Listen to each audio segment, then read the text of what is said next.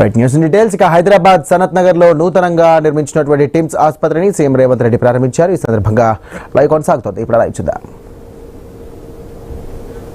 జరిగింది అట్లనే ఉండాలి. నీ కొడుకు మారొద్దు, మారితే మళ్ళీ మేము ఇంకా కొంచెం ఎక్కువ కష్టపడాల్సి వస్తుంది. కాబట్టి మిత్రులారా, ఎవరేమనుకున్నా మా మంత్రులు కూడా బాధపడుతున్నారు. మా ఎంకన్న మా బట్టన్న వాళ్ళు ఇట్లే చెప్పిరు అట్లే చెప్పిరని.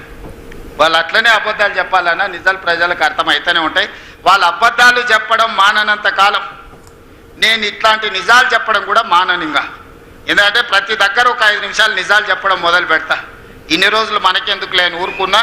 ఇప్పుడు నిజాలన్నీ మీకు చెప్తాను, నిజాలు మీకు తెలుస్తాయి. ఈ కార్యక్రమాన్ని ఇంత అద్భుతంగా నిర్వహించినందుకు ఈ సనత్ నగర్ టిమ్స్ సిబ్బందితో పాటు మా వైద్య ఆరోగ్య శాఖ మిత్రులందరినీ కూడా మరొక్కసారి అభినందిస్తూ మీ అందరి దగ్గర సెలవుకుంటున్నా. ధన్యవాదాలు మిత్రులారా. గౌరవనీయులైన ముఖ్యమంత్రి గారి చేతుల మీదుగా robotic surgery doctors NIMS team ఈ రోజు వరకు ఈ 32 నెలల పరిపాలనలో ఆరోగ్యశ్రీ కోసమే దాదాపుగా 2700 కోట్ల రూపాయలు ఖర్చు పెట్టడం జరిగింది. వివిధ ఆసుపత్రులకు నిధులు చెల్లించడం జరిగింది. అదేవిధంగా ముఖ్యమంత్రి సహాయ నిధి నుంచి 2526 కోట్ల రూపాయలను ఖర్చు పెట్టడం జరిగింది. కేవలం ఈ 2 పథకాలలోనే వైద్య ఆరోగ్య శాఖ పర్యవేక్షణలో 5226 కోట్ల రూపాయలు దేశంలో పేదల కోసం ఈ స్థాయిలో నిధులు ఏ ప్రభుత్వము కేటాయించలేదు, ఖర్చు పెట్టలేదు. ఈరోజు తెలంగాణ రాష్ట్ర ప్రభుత్వం 5226 కోట్ల రూపాయలు పేదల వైద్యం కోసం, ఆరోగ్యం కోసం ఈరోజు మనం ఖర్చు పెట్టడం జరిగిందని చెప్పి నేను గర్వంగా మీకు చెప్పదలుచుకున్నాను. అదేవిధంగా శాఖ నిర్వహణ కోసం దాదాపుగా ఇప్పటి వరకు తెలంగాణ రాష్ట్ర ప్రభుత్వం ప్రతి సంవత్సరం యావరేజ్గా మెడికల్ అండ్ హెల్త్ డిపార్ట్మెంట్కి 13,000 కోట్ల రూపాయలు బడ్జెట్లో కేటాయిస్తే ఇప్పటి వరకు తెలంగాణ రాష్ట్ర ప్రభుత్వం ఏర్పడిన తర్వాత, ప్రజాపాలన వచ్చిన తర్వాత 21,800 కోట్ల రూపాయలు దాదాపుగా ఈ శాఖలో మనం నిధులను ఖర్చు పెట్టడం జరిగింది. ఇది మేము బాధ్యతగా భావిస్తున్నాం. ప్రజలు మా మీద పెట్టుకున్న నమ్మకానికి, విశ్వాసానికి ప్రతీకగా నిరంతరం మేము పరితపిస్తూ నిరంతరం జాగ్రత్తగా రూపాయి కూడబెట్టి ఈరోజు పేదల వైద్యానికి ఈరోజు ఈ నిధులను అందుబాటులోకి తీసుకొచ్చినాం.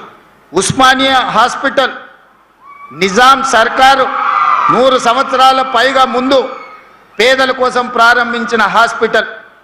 అది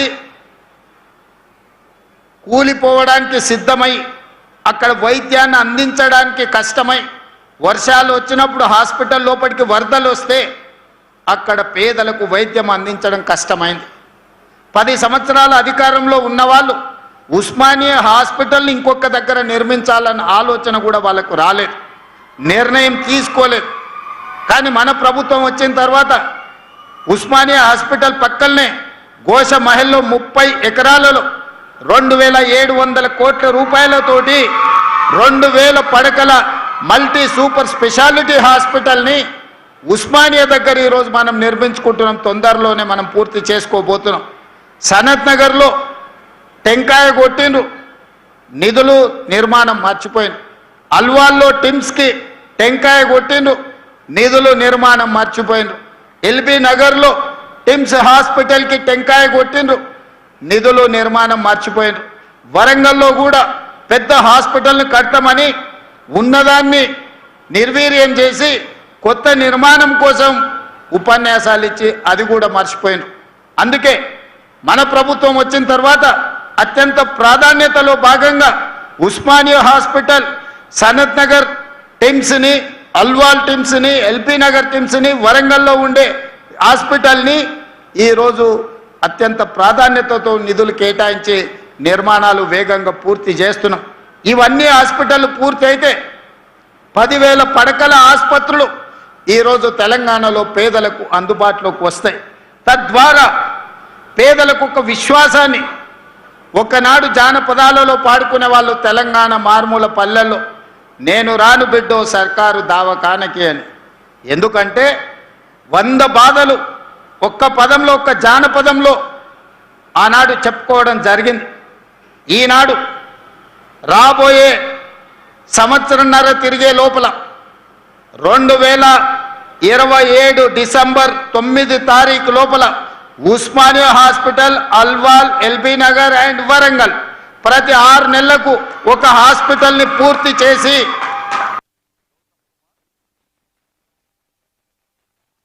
ఈ రోజు వరకు ఈ 32 నెలల పరిపాలన